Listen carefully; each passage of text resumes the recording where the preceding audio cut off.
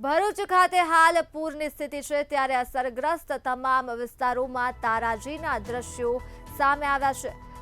પૂર અસરગ્રસ્ત ગામો છે જ્યાં તારાજી સર્જાય છે અને તારાજીના દ્રશ્યો હાંસોટ ખાતેથી સામે આવ્યા છે જ્યાં હાંસોટના ગામોમાં પૂરના પાણી ફરી વળ્યા છે।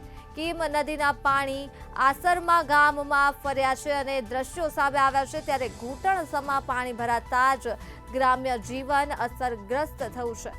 તો હાંસોટના ગામોમાં સર્જાયા છે આ તારાજીના દ્રશ્યો।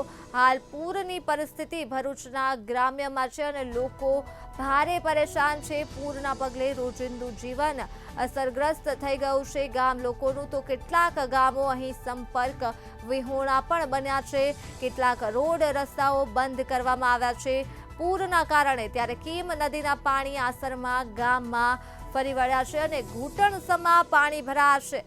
ત્યારે આ ઘૂંટણસમા પાણી ભરાતા જ લોકો ભારે પરેશાન થયા છે।